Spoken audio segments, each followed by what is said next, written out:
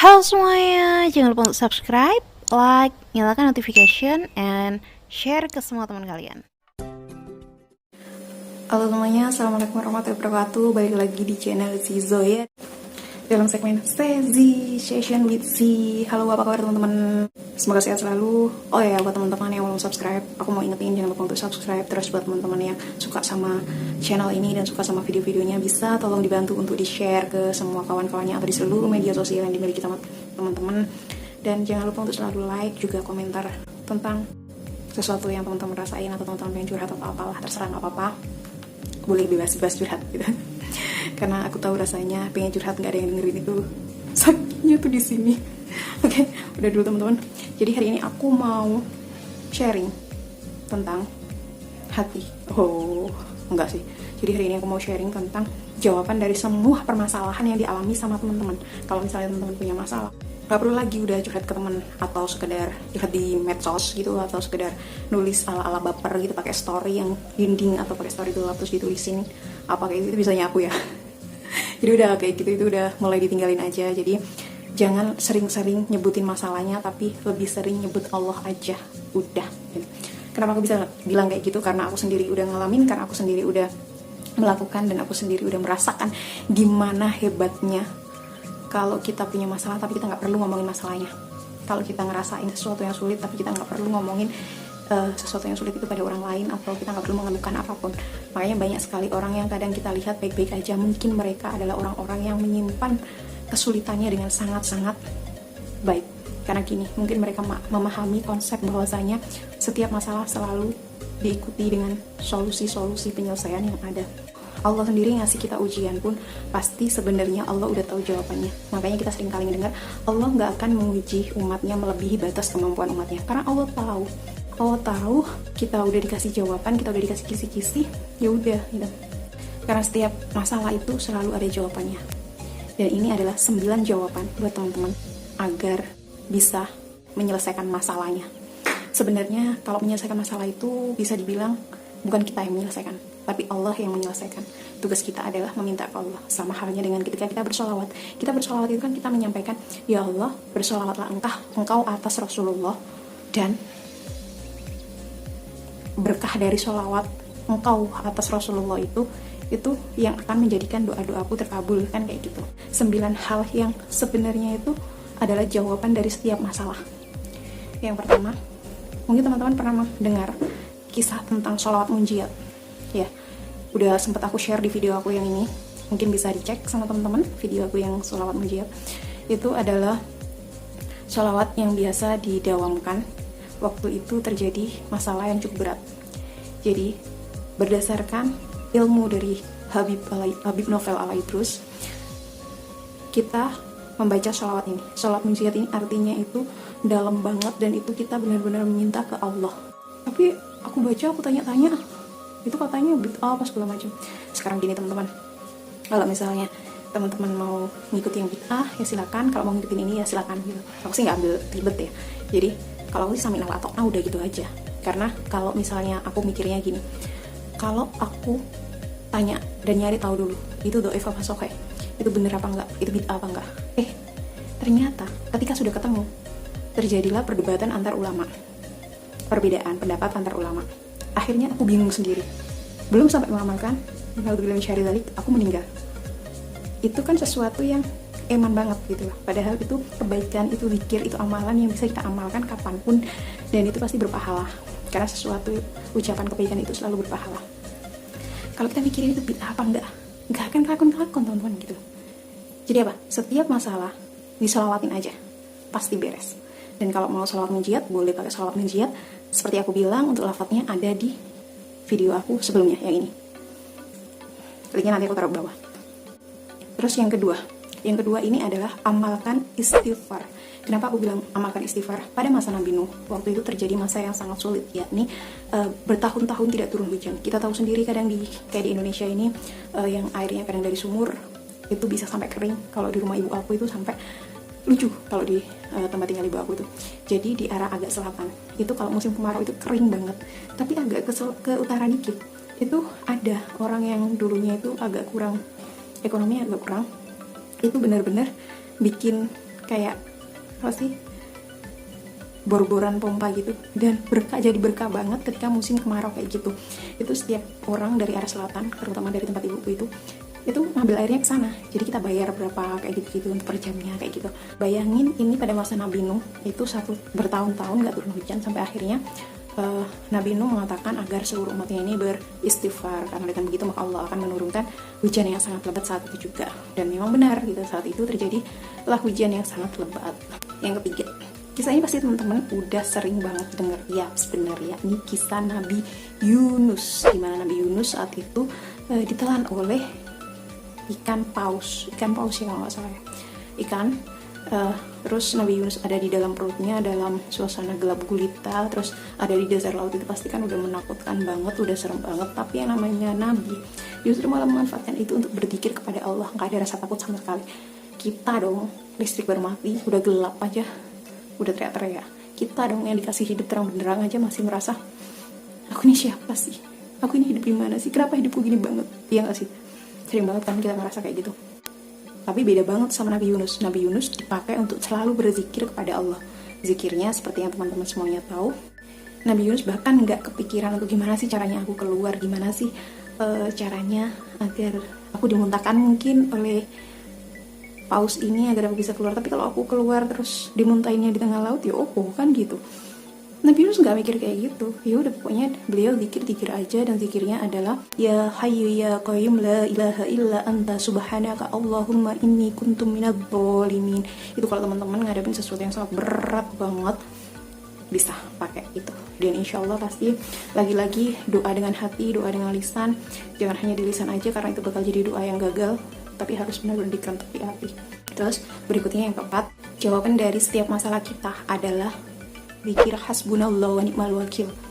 Kenapa itu? Jadi pada suatu kisah ada sahabat yang ikut dalam perang tanpa peralatan lengkap, tanpa baju perlengkapan seperti tahan peluru atau tahan pedang kayak gitu-gitu.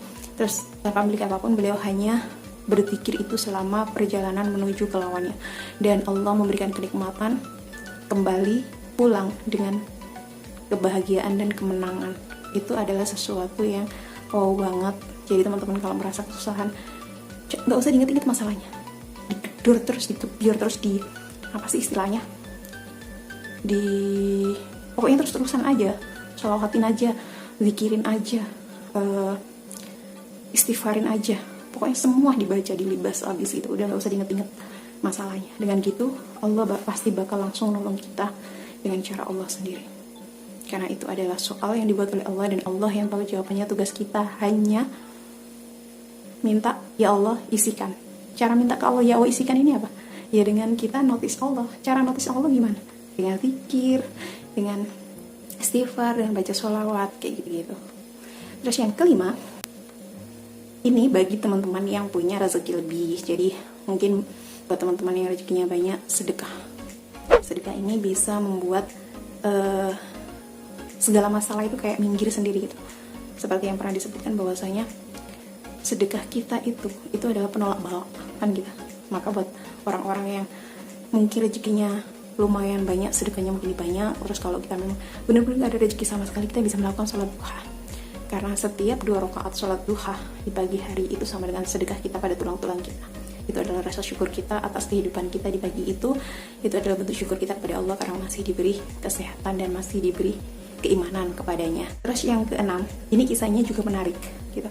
Jadi jawabannya setiap masalah itu banyak banget pilihannya gitu loh. Teman-teman bisa milih salah satu, mulai dari yang pertama sholawat, istighfar, doa Nabi Yunus, hasbunallahu wa ni'mal wakil. Terus bisa juga kalau ada rezeki dengan sedekah. Dan ini yang keenam, teman-teman bisa amalkan Al-Fatihah. Kenapa kok bisa gitu? Al-Fatihah itu bisa datengin rezeki loh. Aku dulu itu pikirnya itu bukan dawamin sholawat, bukan pikir.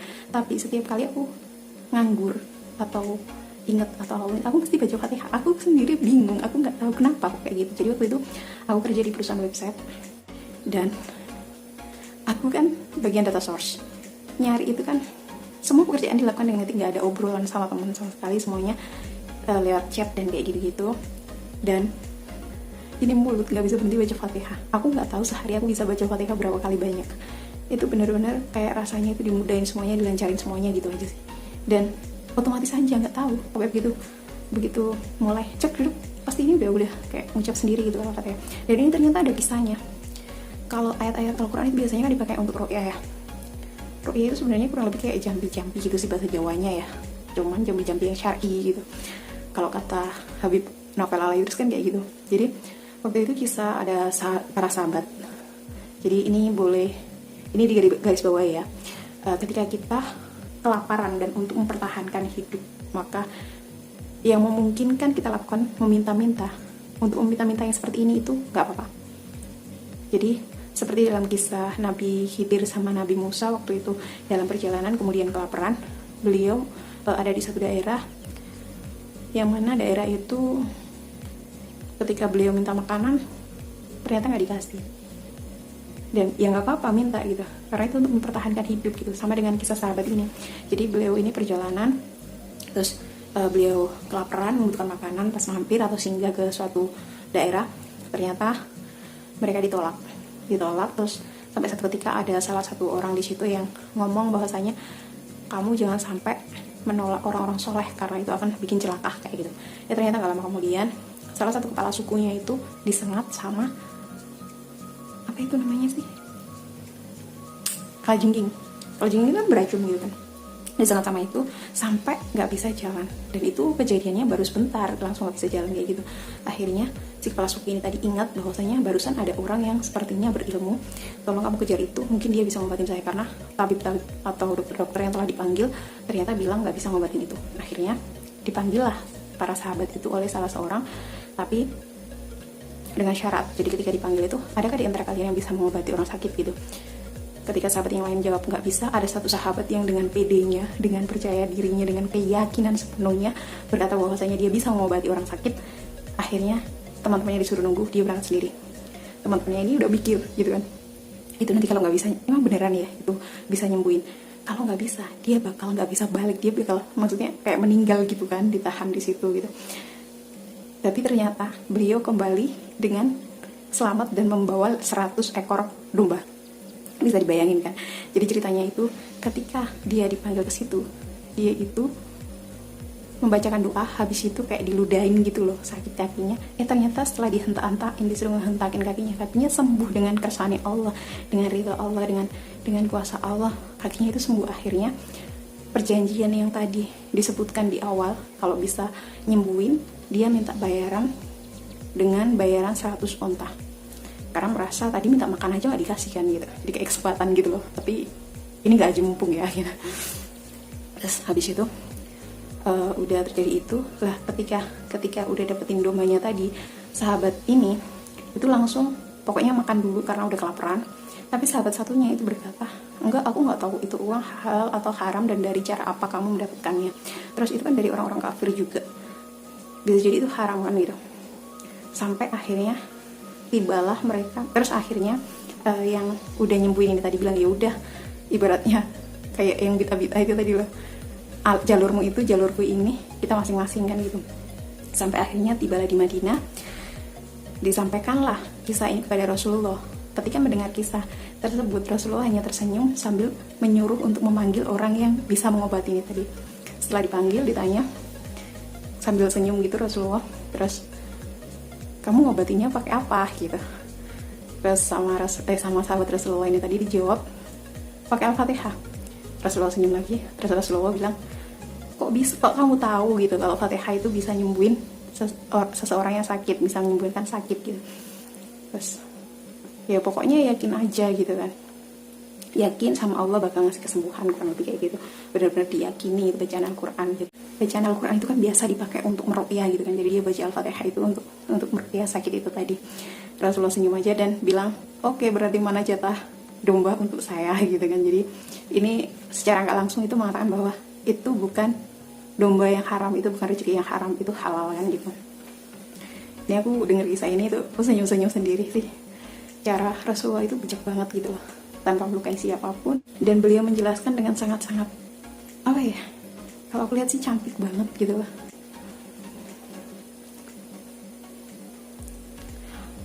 Terus setelah mengamalkan Fatihah, teman-teman juga punya jawaban atas masalah teman-teman yang lain. Teman-teman ketika mendapat masalah yang begitu besar, nggak perlu nyebutin masalahnya, tapi cukup dengan berzikir la haula wala quwata illa billah. Kenapa aku bisa ngomong kayak gini?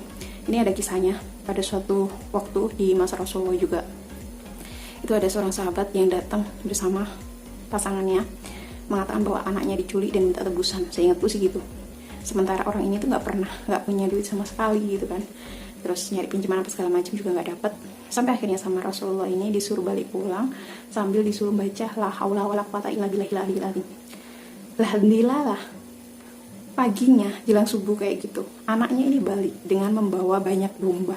Bayangin, kabur sendiri aja itu udah untung banget, ini bisa kabur sambil bawa domba. Itu kan berkat la haula wala quwata illa billahnya orang tuanya dari rumah semalaman ngedoain itu, minta ke Allah. Jadi kalau teman-teman punya masalah, pilih aja salah satu dari sholawat, istighfar, doanya Nabi Yunus, Al-Fatihah, sedekah, ataupun la haula wala quwata illa billahil aliyil azim. Dan masih ada lagi karena ada 9 kan, tadi yang ke-7. Dan solusi untuk masalah teman-teman, jawab untuk masalah teman-teman yang ke-8 adalah baca tasbih. Kalau teman-teman ngikutin Instagramnya Ustadz Yusuf Mansur, teman-teman pasti tahu amalan sholawat, istighfar, tasbih. Kalau dari Habib Novel ini, baca tasbih sebanyak 100 kali antara setelah sholat fajar sampai sebelum sholat subuh. Itu dibaca sebanyak 100 kali.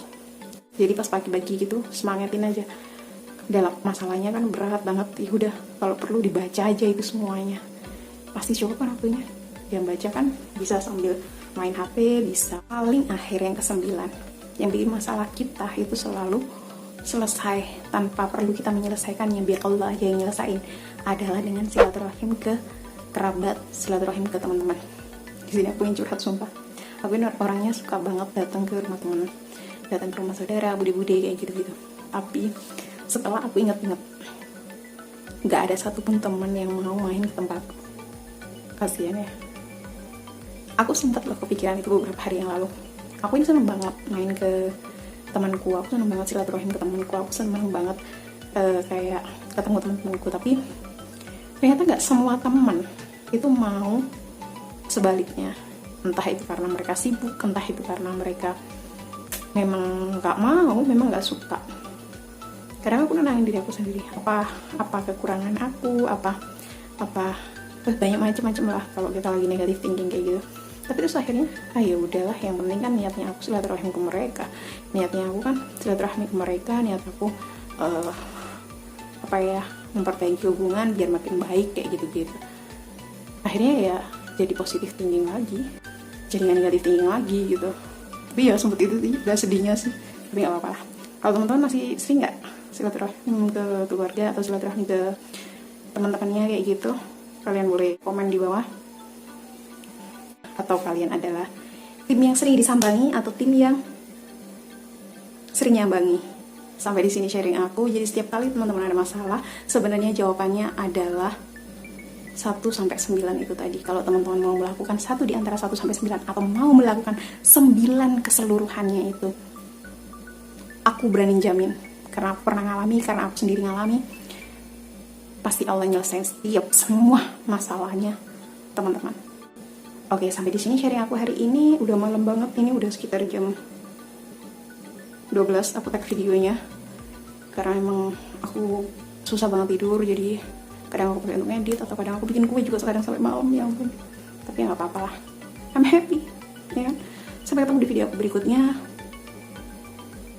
Bye. Assalamualaikum warahmatullahi wabarakatuh.